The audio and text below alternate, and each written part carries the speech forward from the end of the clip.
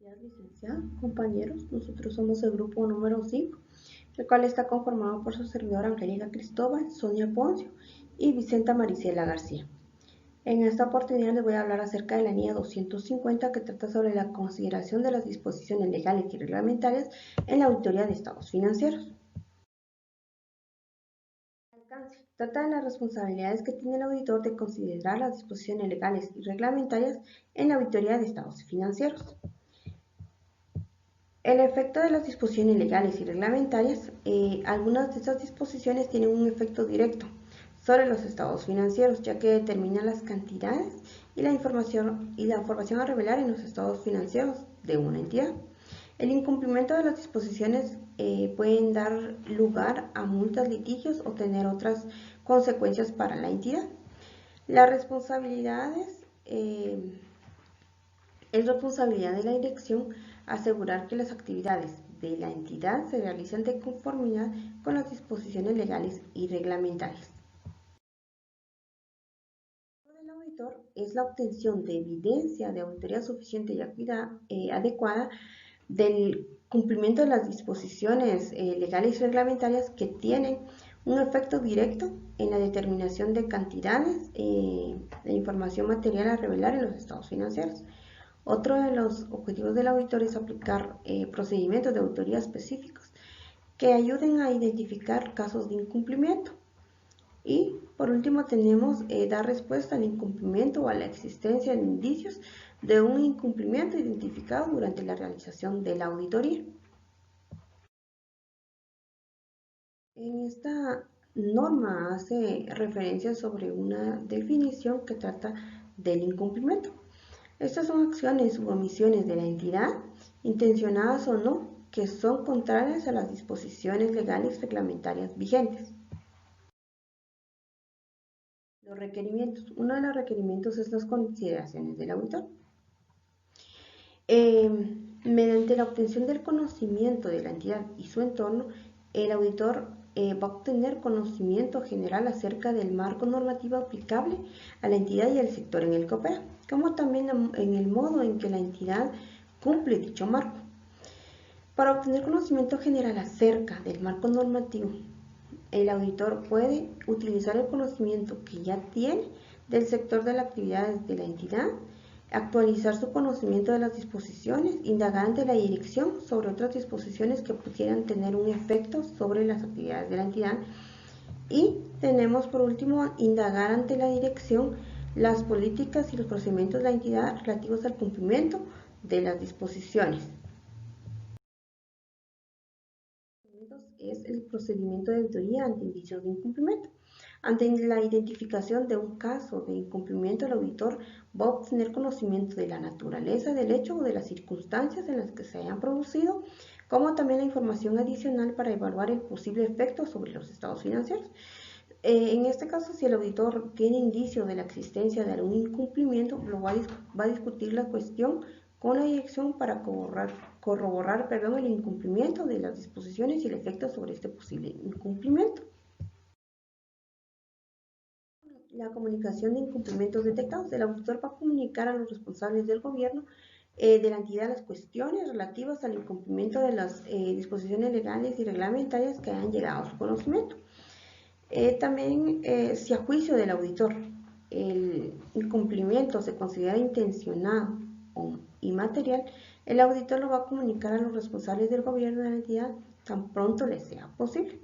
Si este incumplimiento tiene un efecto material sobre los estados financieros y que no haya sido adecuadamente reflejados en ellos, el auditor va a expresar una opinión con salvedad y una opinión desfavorable. Por último, la documentación. El auditor va a hacer constar en la documentación de auditoría los incumplimientos identificados o los indicios de incumplimiento de las disposiciones legales y reglamentarias y los resultados de las cuestiones con la dirección, como por ejemplo las copias de registros o de documentos o las actas de discusiones mantenidas con la dirección, el gobierno de la entidad o partes ajenas a esta. Muchas gracias por su atención. NIA 505 Confirmaciones externas. El alcance de esta norma trata del empleo por parte del auditor de procedimientos de confirmación externa para obtener evidencia de auditoría de conformidad con la NIA 330 y la NIA 500, y no trata de las indagaciones sobre litigios y reclamaciones que están contempladas en la NIA 501.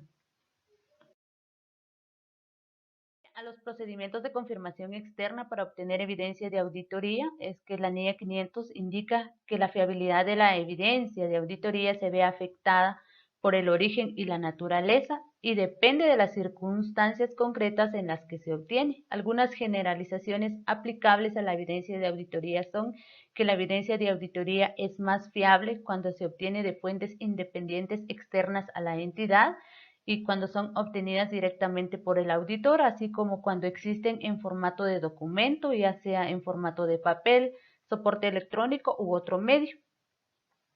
Esta NIA tiene como finalidad facilitar al auditor el diseño y la aplicación de procedimientos de confirmación externa para obtener evidencia de auditoría fiable y relevante. El objetivo del auditor cuando utiliza procedimientos de confirmación externa es diseñar y aplicar dichos procedimientos con el fin de obtener evidencia de auditoría relevante y fiable. Confirmación externa es evidencia de auditoría obtenida mediante una respuesta directa escrita de un tercero, es decir, la parte confirmante dirigida al auditor, ya sea en formato papel, en soporte electrónico u otro medio, y puede ser una solicitud de confirmación positiva, una solicitud de confirmación negativa, una solicitud sin contestación o una solicitud con contestación en disconformidad. Los requerimientos de esta norma son 5. Con lo referente al primer requerimiento, que serían los procedimientos de confirmación externa, tenemos que el auditor determinará la información que ha de confirmarse o solicitarse, la selección de la parte confirmante adecuada, el diseño de las solicitudes de confirmación y el envío de las solicitudes a la parte confirmante. El segundo requerimiento respecto a la negativa de la dirección a que el auditor envíe una solicitud de confirmación, si la dirección se niega o no le permite al auditor que envíe solicitudes de confirmación, el auditor indagará sobre los motivos de la dirección para ello y buscará evidencia de auditoría sobre la validez y la razonabilidad de tales motivos. Evaluará también las implicaciones de la negativa de la dirección sobre la valoración por el auditor de los correspondientes riesgos de incorrección material, así como la aplicación de procedimientos de auditoría alternativos diseñados con el fin de obtener evidencia de auditoría relevante y fiable. El auditor también determinará las implicaciones de estas circunstancias sobre la auditoría y sobre la opinión del auditor. El requerimiento 3, resultados de los procedimientos de confirmación externa, es de que se puede obtener, ya sea el auditor determinará la fiabilidad de las respuestas a las solicitudes de confirmación.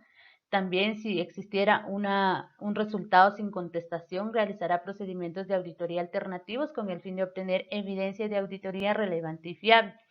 En los casos en los que sea necesaria una respuesta o una solicitud de confirmación positiva para obtener evidencia de auditoría suficiente y fiable, si el auditor no obtiene esta confirmación, determinará las implicaciones de estas circunstancias en la auditoría y sobre la opinión del auditor de conformidad con la NIA 705. Si existiera una contestación en disconformidad, el auditor determinará si son indicativas o no de incorrecciones. En el requerimiento 4, confirmaciones negativas, es que el auditor no utilizará solicitudes de confirmaciones negativas como único procedimiento de auditoría sustantivo para responder a un riesgo valorado de incorrección material en las afirmaciones, puesto que proporcionan evidencia de auditoría menos convincente que las confirmaciones positivas. El requerimiento 5, relacionado a la evaluación de evidencia de auditoría, el auditor evaluará si los resultados de los procedimientos de confirmación externa proporcionan evidencia de auditoría relevante y fiable o, en dado caso, si es necesario, evidencia de auditoría adicional. Compañeros, buen día licenciado. En esta ocasión vamos a presentar la norma internacional de auditoría 510 que trata sobre los encargos iniciales de auditoría, saldos de apertura. El alcance que tiene esta norma Se trata sobre la responsabilidad que tiene el auditor en relación con los saldos de apertura en el cargo inicial de auditoría, que incluyen las cuestiones cuya existencia al inicio del periodo debe ser revelada, tales como las contingencias y los compromisos. Si los estados financieros que van a ser auditados son estados financieros comparativos, también debe tomarse en cuenta los requerimientos que nos indica la norma internacional de auditoría 710 y 300.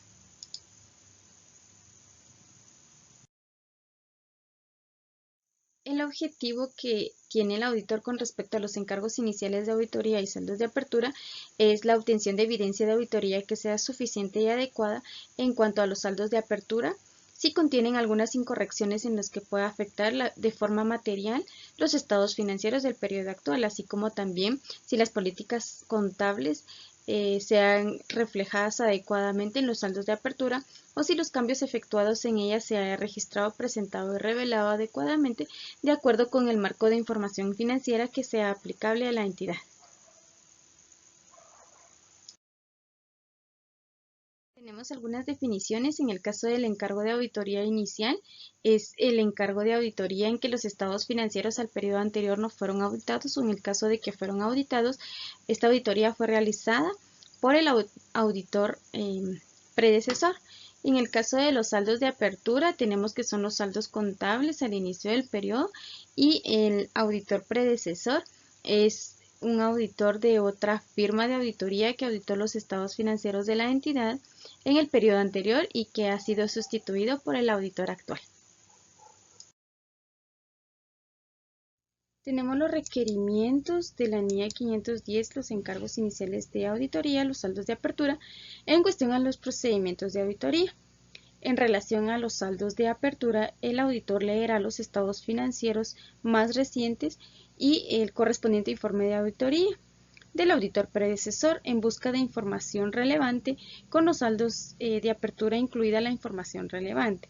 Otro de los objetivos también que hacíamos énfasis es que el auditor obtendrá evidencia de auditoría que sea suficiente y adecuada sobre si los saldos de apertura contienen incorrecciones que afectan de forma material a los estados financieros. Con relación a la congruencia de las políticas contables, el auditor obtendrá evidencia de auditoría que sea suficiente y adecuada sobre si en los estados financieros actual se ha aplicado de manera congruente las políticas contables que la entidad haya adoptado. En cuanto a la información relevante en el informe de auditoría del auditor predecesor, si los estados financieros del periodo anterior fueron auditados, el auditor predecesor y éste haya expresado alguna opinión que sea modificada, el auditor evaluará el efecto de la cuestión que originó la modificación en la valoración de los riesgos de incorrección material en los estados financieros del periodo actual, de conformidad con la NIA 315.